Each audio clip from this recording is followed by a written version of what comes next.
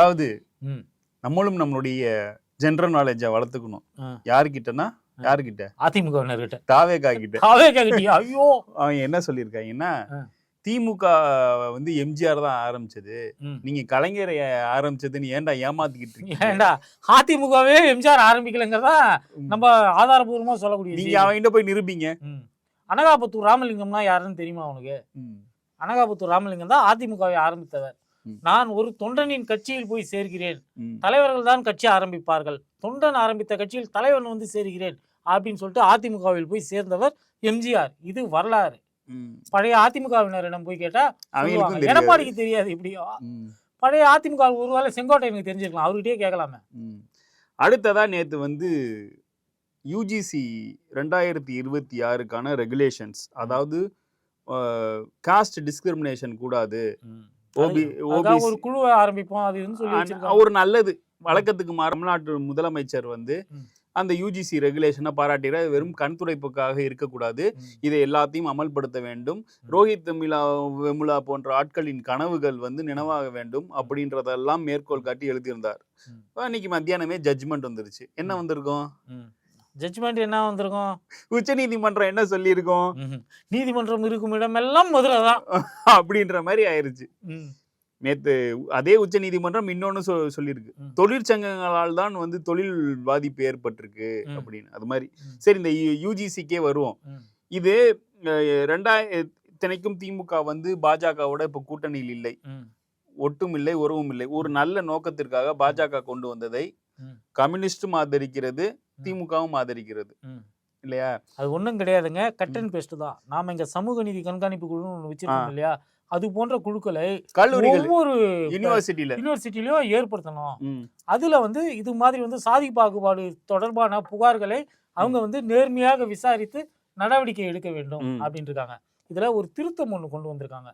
இதுக்கு முன்னாடி வந்து ஒருத்தர் வந்து பிற்படுத்தப்பட்ட வகுப்பை சார்ந்தவரோ, தாழ்த்தப்பட்ட வகுப்பை சார்ந்தவரோ, இல்லை பழங்குடியினத்தை சார்ந்தவரோ ஒரு பொய் புகார் சொல்லியிருந்தால், ஒரு உயர் சாதி மாணவன் மீது பொய் புகார் சொல்லியிருந்தால், அந்த பொய் புகாருக்காக அவருக்கு தண்டனை கொடுக்கக்கூடிய ஒரு ப்ரொவிஷன் இருந்தது. அந்த ப்ரொவிஷனை இப்போது நீக்கி இருக்கிறார்கள். நீக்கி இருக்கிறதுமே அதுக்கு வந்து மண்டல் கமிஷனுக்கு எப்படி மண்ணெண்ணையை ஊற்றிக்கிட்டு எரிச்சுக்கிட்டாருங்களோ அது போல வடநாடு முழுக்க இப்போது பற்றி எரிந்து கொண்டிருக்கிறது. யூஜிசி வந்து 2001 ஜோசியத்தை வந்து படிப்பா சப்ஜெக்டா சேர்க்கணும் அப்படின்னு அன்றைய முரளி மனோகர் ஜோஷி வந்து சொல்றார். அதை எதிர்த்த இயக்கம் வந்து திமுக. ஒன்றியத்தில் ஆட்சியிலும் இருந்த அதை எதிர்த்து பேசினவர் வந்து மினிஸ்டர் ஆஃப் காமர்ஸ் திரு முரசொலி மாறன் அவர்கள், ராஜ்யசபால தீர்த்தி சிவா போன்றவர்கள்லாம் வந்து எதிர்த்து பேசுறாங்க. அது வந்து அப்ப சட்டமாக்க முடியலன்னாலும் அதுக்கப்புறம் உச்ச நீதிமன்ற தீர்ப்புப்படி அது வந்து திருப்பி படிப்பாவே சேர்க்கப்பட்டுள்ளது. அதனால வந்து ஒன்றும் கரிக்குலர் வந்து ஆபத்து வராதுன்னு அன்றைய உச்ச நீதிமன்றமும் இதே போன்ற ஒரு நிலைப்பாட்டை எடுத்தது. இதெல்லாம் எதுக்கு சொல்றேன்னா, காங்கிரஸ் இதில் என்ன நிலைப்பாடு எடுத்தது அப்படின்றது இருக்கு. ரோஹித் வெமுலாவோட அம்மாவெல்லாம் போய் ராகுல் காந்தி பார்த்தாருன்னு நினைக்கிறேன், பார்த்தாருதான். ஆனா அந்த கட்சியோட பிரமோத் திவாரி வந்து அரசு ஒரு முடிவு எடுக்குதுன்னா அது வந்து கலவரத்தில் போய் முடியக்கூடாது, இந்த முடிவு வந்து கலவரத்தை உண்டாக்கும். இடபிள்யூஎஸ்ல என்ன மாதிரியான முடிவு எடுத்தாங்களோ அதே மாதிரி ஒரு முடிவு எடுத்து தொலைச்சிருக்காங்க அப்படின்னு தான் நம்ம நினைக்க வேண்டியது. இத்தனைக்கும் கம்யூனிஸ்டுகள் வந்து அந்த ரெகுலேஷன்ஸ் ஆக்டை வந்து ஆதரிச்சிருக்காங்க. நல்லது தானே, நம்ம பிள்ளைங்க படிக்கணும், படிக்க போற இடத்துல வந்து சாகக்கூடாது. எங்க மெட்ராஸ்ல இருக்கக்கூடிய ஐஐடி, மெட்ராஸ் ஐஐடி, சென்னையில் இருக்கக்கூடிய ஐஐடி, சென்னையில் வந்து இது மாதிரியான இதில் கல்லூரிகளில் வந்து இது மாதிரி சாதி பாகுபாடு எல்லாங்கிறது ரொம்ப அரிதான ஒரு விஷயம். ஆனால் இங்கே ஐஐடி கேம்பஸ்குள்ளே எவ்வளவு நடக்குது, மத ரீதியான பாகுபாடு எவ்வளவு இருக்குது. ஒரு கேரளாவை சார்ந்த ஒரு இஸ்லாமிய மாணவி வந்து லெட்டரே எழுதி வச்சுட்டு போனாங்க. இன்னைய வரைக்கும் அதுக்கு என்ன நடவடிக்கை எடுக்கப்பட்டது கவர்மெண்ட்ல? ஆமாம், அதில் குறிப்பாக வந்து தன்னை தற்கொலைக்கு தூண்டியதாக ஒரு பேராசிரியருடைய பெயரையே வந்து அவங்க எழுதி வச்சுட்டு போய் இறந்தாங்க. ஆனால் அதுக்கு என்ன நடவடிக்கை எடுக்கப்பட்டது? ஒன்றும் இல்லை. இது போன்ற பிரச்சனைகளுக்காகத்தான் இது மாதிரியான ஒரு குழு இருக்கணும், பல்கலைக்கழகங்கள்ல ஒரு குழு இருக்கணும் அப்படிங்கிறது ஒரு நீண்ட நாள் கோரிக்கை. அந்த கோரிக்கையை வந்து பாஜக ஏத்துக்கும் அப்படின்னு நம்ம நம்பவே முடியல. ஆனா வேறு வழி இல்லாமல் அவர்களே இப்படி ஒண்ணு நியமிக்கிறாங்கன்னா எந்த அளவுக்கு பாகுபாடு வடநாடுகள்ல கல்லூரிகள்ல இருக்கு அப்படிங்கறத நம்ம பார்க்கணும். அதை வந்து காங்கிரஸ் போன்ற கட்சிகள் வந்து ஆதரிப்பதுன்றது வந்து ஓபிசி மத்தியிலும் எஸ்சி எஸ்டி மத்தியிலும் மைனாரிட்டிஸ் மத்தியிலும் காங்கிரஸை வந்து இன்னும் வந்து சவக்குழியிலேருந்து எழுப்பிவிட முடியாத அளவுக்கு காங்கிரஸ்காரங்க இன்னும் நினைக்கிறாங்க பாருங்க, பாப்பானுங்க நமக்கு ஓட்டு போடுவாங்கன்னு நினைக்கிறாங்க பாருங்க. அதுதான் வந்து அந்த நம்பிக்கை இருக்குல்ல, அதுதான் வாழ்க்கை. கல்யாண ஜுவல்லர்ஸ் மாதிரி நம்பிட்டு இருக்கிறானுங்க. நேற்று கடந்த 2-3 நாட்களாக விஜய்க்கு வந்து அதிமுக வந்து மண்டகாபடி கொடுத்துக்கிட்டு இருக்கு. அதில் நேற்று உச்சத்துக்கே போய் நேற்று தலைமை புரோகிதரான எடப்பாடி பழனிசாமி வந்து மஞ்சள் பூசி மாவிளக்கு ஏற்றிருக்காரு விஜய்க்கு. இதில் எடப்பாடி பழனிசாமி எவ்வளோ பெரிய பச்சோந்தின்றத மக்களுக்கு தெரியணும். அவன் வந்து 27 செப்டம்பர் இந்த விபத்து நடக்குது. முதலமைச்சர் அது 6 மாசம் கூட ஆகல.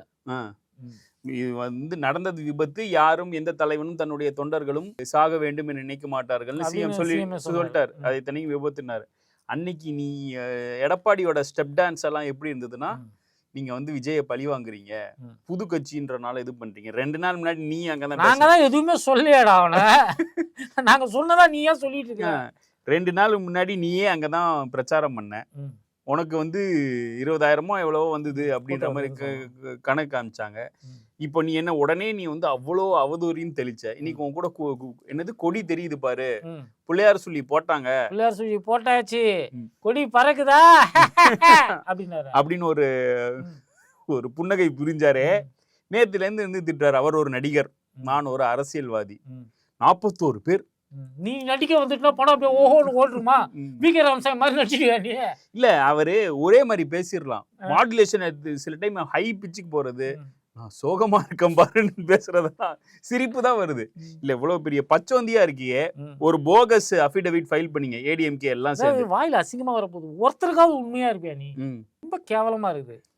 சசிகலாவும் உண்மையா இல்ல, அம்மா அம்மான்னு சொல்லி இந்த சசிகலாவும் உண்மையா. ஜெயலலிதா வந்து அது இதுன்னு பேசியிருக்கா. அப்படி இதே அம்மா இருந்தது, இதே அம்மா இருந்தது, இதே அம்மா இருந்தது. அந்த மாதிரி நான் அக்ரினையா? அந்த மாதிரி நான் டைனோசரா? எதுக்கு இது மாதிரி பேசுற? ஏன் இது மாதிரி இழிவுபடுத்துற? என்னதான் ஜெயலலிதா நமக்கு ஆவாதா இருந்தாலும் இப்படி வந்து அவன் கட்சிக்காரனே இழிவுபடுத்துறான்றப்ப நம்மளுக்கே மனசு கொதிக்கதான் செய்யுது. ஆமா, ரொம்ப கொதிச்சிருச்சு. இன்னொன்னு நேத்து கூட ஏதோ சொல்லிட்டு இருந்தானுங்க இதை பத்தி, இந்த ஆபாசம் அதை பத்திலாம் ஏதோ பேசிட்டு இருந்தாங்க. அப்ப கூட ஏதோ பார்த்தேன், பேஸ்புக்ல எல்லாம் பார்த்தேன் நான்.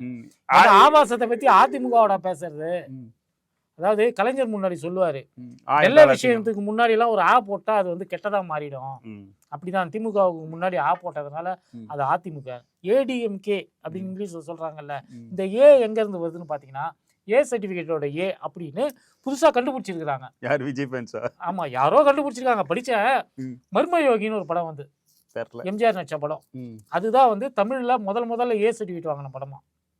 ஓஹோ, அதனால ஆக்ஷன்னாலயா? அது எதனாலயோ அந்த படத்தை நான் பார்த்தது இல்லை. நான் அது பார்க்கறதுக்கு கிடைக்குமான்னு தெரியல. அந்த படத்துல எம்ஜிஆர் நடிச்சிருந்தாரு. அந்த படம் தான் முதல்ல ஏ சர்டிஃபிகேட் வாங்கின படமா. தமிழ்ல 2வது ஏ சர்டிஃபிகேட் வாங்கின படம். அதுக்கு ஒரு 13-14 வருஷம் கழிச்சு வந்துச்சு. வெண்ணிலா ஆடைன்னு ஒரு படம். இந்த அம்மா வந்து இந்த படத்துல தான் முதல்ல ஹீரோயினா இன்ட்ரோடக்ஷன் ஆகுறாங்க, இந்த ஜெயலலிதா. ஸோ தமிழோட முதல் 2 ஏ படங்கள்ல நடிச்சவங்க அவங்க தான் அப்படிங்கிற ஒரு அடிப்படையில தான் ஏடிஎம்கே அப்படின்னு அந்த கட்சிக்கே பேர் வந்துச்சு. ஒரு புதுசா ஒரு கான்ஸ்பிரசி சொல்றாங்கப்பா. நம்ம கூட அவங்க இப்படி பேசுறது தாவேக கிட்ட மாட்டிட்டாங்கல்ல. இவங்களும் சினிமா, அவங்களும் சினிமா. அந்த ஏரியா அவங்களுக்கு நல்லா தெரியும் போல. இப்படியாக எடப்பாடியின் கூற்று, அவரோட பச்சோந்தித்தனத்தை. சரி, யூஜிசி பத்தி ஏதாவது எடப்பாடி சொன்னாரா? ஒன்னும் சொல்லல. அவருக்கு எதுவும் தெரியாது, அதுக்கு நடந்துட்டு இருக்கிறதே தெரியாது. அதுக்கெல்லாம் புராணம் படிக்கணும்னு சொல்லிடுவார்ல அவர். ஆமா, திருமாவளவன் வந்து அந்த கைட்லைன்ஸ்க்கு ஆதரவா பேசியிருக்காரு. கம்யூனிஸ்ட், திமுக, அப்புறம் வந்து ஆர்ஜேடி, அதாவது மோடியும் அமித்ஷாவும் கொண்டு வரக்கூடிய ஒரு திட்டத்துக்கு நாமெல்லாம் ஆதரவு தெரிவிப்போம் அப்படின்னு கனவுல கூட நினைச்சது இல்லை. ஆர்ஜேடியும் ஆதரவு தெரிவிச்சிருக்கு. யாரு? லல்லு பிரசாத் யாதவோட கட்சி. ஆனா எதிர்த்தது யாருன்னு பார்த்தா பிஎஸ்பி, மாயாவதி அவங்களோட கட்சி. அவங்க எதுக்கு எதிர்க்காங்க தெரியல. கொண்டு வர சட்டமே அவங்களுக்காக தானே. எஸ்பி அகிலேஷ் யாதவ் ஆதரிச்சவங்கன்னு பாத்தீங்கன்னா ஆர்ஜேடி, யார்? லல்லு பிரசாத் யாதவ் கட்சி. அடுத்து வந்து விடுதலை சிறுத்தைகள். இவங்க ஏன் எதிர்க்கிறாங்கிறதுக்கு காரணம் புரியுதா உங்களுக்கு? யாரு? பிஎஸ்பி எதிர்க்கிறது, சமாஜ்வாதி பார்ட்டி. உத்தரப்பிரதேசல பார்ப்பனர்கள் அதிகம், 20%. அங்க வந்து டிசைடிங் ஃபேக்டரா இருக்காங்க. பார்ப்பனர்களோடு சேர்ந்து ஆட்சியை அமைத்தவர் மாயாவதி. அதனால அவங்க வந்து மறுபடியும் அவங்க கிடைக்கும் பார்வை கிடைக்குமான்னு இயங்கக்கூடிய ஒரு நிலையில இருக்கிறாங்க. இவர் வந்து ஓபிசி ஓட்ஸ் தாண்டி நமக்கு உயர்சாதி வாக்குகளும் கொஞ்சம் வந்தாதான் கன்சாலிடேட் பண்ண முடியுங்கிற ஒரு நிலையில் வந்து சமாஜ்வாதி இருக்கு. அதனால வந்து அவங்க பண்றாங்க. அது அவங்களுக்கு ஒரு அரசியல் நெருக்கடி. ஆனா வந்து வாக்குகளுக்காக இந்த மாதிரியான விஷயங்களின் போதெல்லாம் வந்து ஒரு அநியாயமான ஒரு விஷயத்தை ஆதரிக்கிறது, நியாயமான ஒரு விஷயத்தை எதிர்ப்பது, இதெல்லாம் வந்து ஒரு நல்ல அரசியல் கிடையாது. இல்லை, உண்மையிலே இதில் பார்த்தீங்கன்னா ஆர்ஜேடி, திமுக, ஒவைசியோட விடுங்க, வந்து ஒரு இஸ்லாமியர் கட்சின்னு அவங்களே தன்னை சொல்லிக்கிறாரு. அது வந்து சிறுபான்மையினருக்கும் இது நல்லது நன்மை இருக்குன்றனால அவர் ஆதரிக்கிறார். ஆர்ஜேடியோ, டிஎம்கேவோ, கம்யூனிஸ்டோ, விசிகாவோ எப்பயும் வந்து அவங்களோட கொள்கையில் ஆசிட் டெஸ்ட் பண்ணக்கூடிய ஊடகங்கள் இந்த முறை ஏன் எஸ்பி, பிஎஸ்பியை காங்கிரஸ் ஆனால் வந்து கண்டுக்கவே இல்லைன்றது புரியல. இங்க நம்ம ஊர்ல ஏடிஎம்கே கண்டுக்காத மாதிரி அங்க அவங்களெல்லாம் கண்டுக்காம விட்டாங்க. இனி வட மாநிலத்தில் இருக்கும் சூத்திரனோ இல்ல ஒரு பட்டியல் சமூகத்தில் இருக்கக்கூடிய ஒருத்தனோ இல்ல சிறுபான்மையினரோ இந்த இந்த இந்த கட்சிகளை பாருங்களேன், முளையிலே கிள்ளி எறிகிற மாதிரி உச்சநீதிமன்றத்தோட தீர்ப்பு வந்திருக்கு அப்படின்னு சொல்றீங்க. 2 கேஸும் ஃபைல் ஆகி இருந்தது. அதுல வந்து இது மாதிரி ஒரு தீர்ப்பு வந்திருக்கு அப்படின்னு சொல்றீங்க.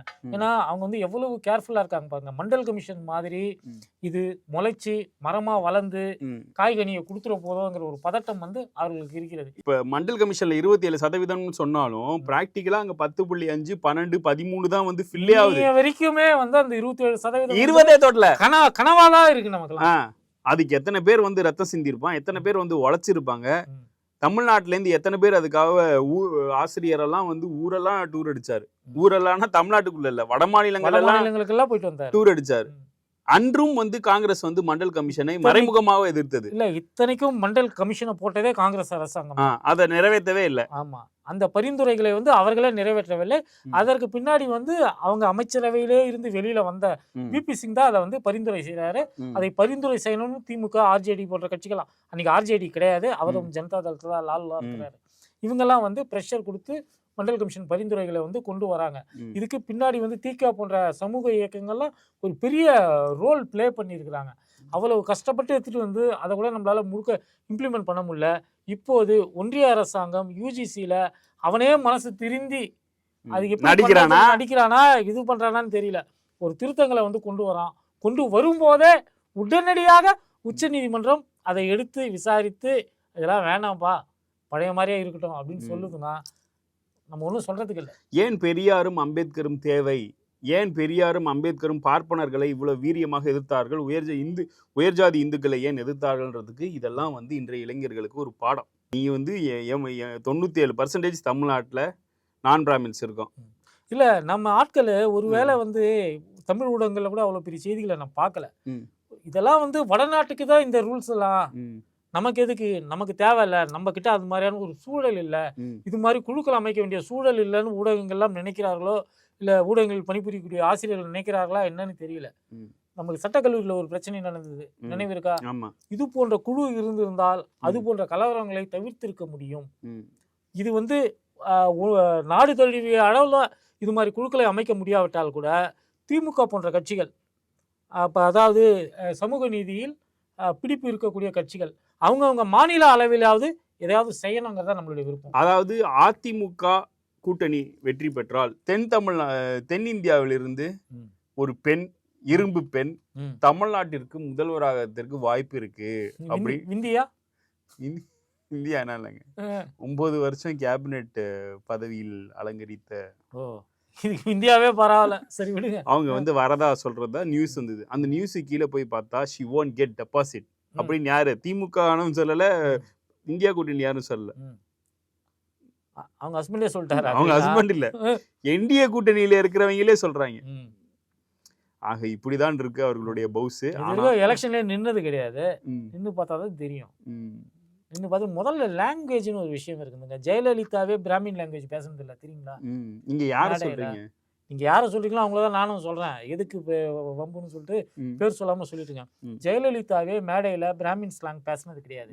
பிராமின் ஸ்லாங் பேசின யாரையும் தமிழ்நாட்டு மக்கள் ஏற்றுக்கொண்டு, எச்ராஜாவே வந்து பிராமின் ஸ்லாங் எச்ராஜாவே பேசுறது இல்லை. எச்ராஜா பேசக்கூடிய ஒரு காலமாக இந்த காலம் இருக்கிறது. அப்படி இருக்கும்போது அந்த அம்மா இன்னுமா வந்து இஷ்ஷு அது இதுன்னு சொல்லிட்டு சான்ஸ்கிரிட் மாதிரி தமிழை பேசி கொண்டு இருக்கிறாங்க. அவங்க நின்னாங்கன்னா எங்கேயுமே டெபாசிட் கிடைக்காது. அதை அவருடைய கணவரே ஒத்துக்கொள்வாருங்கிறதா என்னுடைய கருத்து. அடுத்து நீங்க அந்த ஜுகல்பந்தி புக்கு படிக்க ஆரம்பிச்சிட்டீங்க. ஆமா, எப்படி இருக்கு? ஆமா, அந்த புக்கு வந்து என்ன சொல்லுதுன்னா, மோடிக்கு முன்னாடி பிஜேபி அப்படின்னு சொல்லுது. பார்த்தா அந்த பிஜேபி தான் இந்த பிஜேபியாங்கிற ஒரு சந்தேகம் வருது. என்னன்னா பிஜேபியை பத்தி வந்து இன்னைக்கு இருக்கக்கூடிய ஜென்சி தலைமுறைக்கு வந்து வேறு ஒரு பார்வை இருக்கிறது. இது கிடையாது. பிஜேபிங்கிறது வந்து அப்படி ஒன்றும் ஒட்டுமொத்தமா புறக்கணித்து விட வேண்டிய ஒரு கட்சியும் கிடையாது. மோடி அமித்ஷாவை பார்த்து நமக்கு வந்து அப்படி ஒரு பயம்தான் வருது. பயங்கர ஜனதா. அந்த கட்சி வந்து வேறு ஒரு காரணத்துக்காக தொடங்கப்பட்டது. அரசியலில் கொஞ்சம் நியாயமாக வந்து ஒரு காலத்தில் நடந்துகிட்டு இருக்காங்க. இதெல்லாம் வந்து அன்னைக்கு 2004 காலகட்டத்திலலாம் நடந்துகிட்டு இருக்கிறாங்க. படித்து பார்க்கும்போது ஒரு சுயமுன்னேற்ற நூல் மாதிரி தான் இருக்கே தவிர்த்துட்டு அதனுடைய ஆபத்துகளை இன்னும் தீவிரமாக எழுதக்கூடிய ஆட்கள் வந்து இல்ல. அந்த புக் வந்து பிஜேபியை கிரிட்டிசைஸ் பண்ற புக் இல்ல. அது வந்து பிஜேபி எப்படி வளர்ந்ததுன்ற புக். அதை படிச்சீங்கன்னா உங்களுக்கு பிஜேபி மேல உள்ள நெகட்டிவ் பாயிண்ட்ஸ்னா தெரியாது. ஆனா அது ரொம்ப நுவான்சஸா போய் படிச்சீங்கன்னா பிஜேபி வந்து மொத்த இந்தியாவில் உள்ள மொத்த மாநிலங்களுக்கும் ஒர்க் பண்ணல. அவன் ஒரு 5 ஸ்டேட் தான் ஃபர்ஸ்ட் டார்கெட் பண்றான். உத்தரப்பிரதேஷ் மாதிரியான ஒரு கவுபெல்ட்ல வந்து ஒர்க் பண்றான், வின் பண்றான். நீங்க அந்த புக்கை படிச்சுக்கிட்டீங்க அப்படின்னா அதை படிச்சாவது காங்கிரஸ் திருப்பி ஸ்கிராச்ல இருந்து கட்சியை எப்படி நடத்தணும் அப்படின்னு சொல்லிட்டு அந்த புக்கு மூலமாக தெரிகிறது. கட்சியை எப்படி நடத்தக்கூடாதுன்னு காங்கிரஸ்ல இருந்து மாணிக்கம் தாக்கூர் போன்ற யாராவது புஸ்தகம் எழுதுனாங்கன்னா அதுவும் யாரும் சிலருக்கு பயன்படும். இல்ல, விடுதலை அடைந்து 98 தான் பிஜேபி ஆட்சி நேரா வருது ஃபுல் மெஜாரிட்டியில.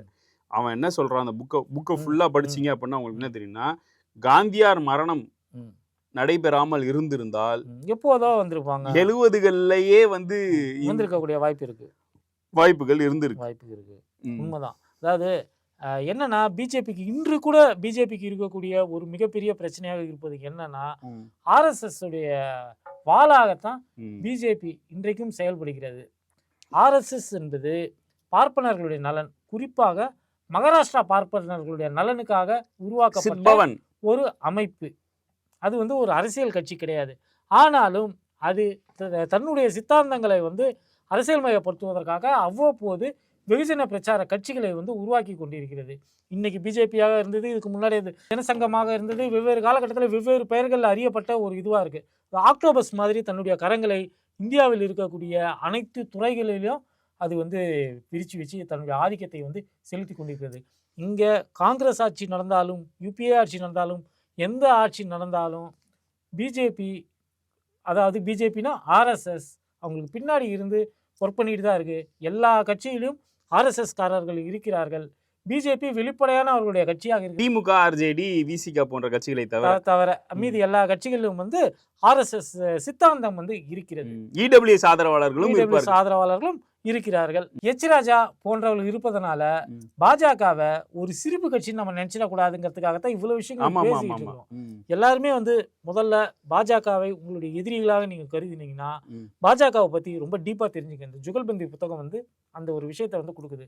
நம்மளுடைய நண்பனை பத்தி மட்டும் கிடையாது, எதிரியை பத்தியும் நம்ம நல்லா தெரிஞ்சுக்கிட்டோம்னா தான் நாம அவங்க கூட எப்படி இது எவ்வளவு ஜாக்கிரதையா டிஎம்கே எப்படி எவால்வ் ஆச்சுன்றது ஓபன் புக். பிஜேபி வந்து ஒரு க்ளோஸ்டு புக். அது க்ளோஸ்டு புக். அது ஒரு ரகசிய ஆவணம். அது வந்து ஒரு இன்ட்ரெஸ்டிங்கான வெப் சீரிஸாவே எடுக்கலாம். அந்த படத்தை பத்தி, அந்த புத்தகத்தை பத்தி அதுல நிறைய இருக்கு. அதுல இருக்கக்கூடிய தலைவர்களை பத்தின கதைகள்லாம் இருக்கு. அதுல ஒரு தலைவர், ஒரு மிக முக்கியமான ஒரு தலைவர், அவருடைய வாழ்க்கையை தழுவி எடுக்கப்பட்ட படம் எதுன்னு சொன்னா நீங்க வந்து நம்பவே மாட்டீங்க. டியூட் அப்படின்னு ஒரு படம் போன தீபாவளிக்கு வந்துச்சு இல்ல. சரி விடுங்க, அதெல்லாம் இன்னொரு நேரம் கிடைச்சுன்னா இன்னொரு ஒரு ஷோல நம்ம பேசுவோம். மீண்டும் அடுத்த பூமரில் சந்திப்போம். நன்றி, வணக்கம்.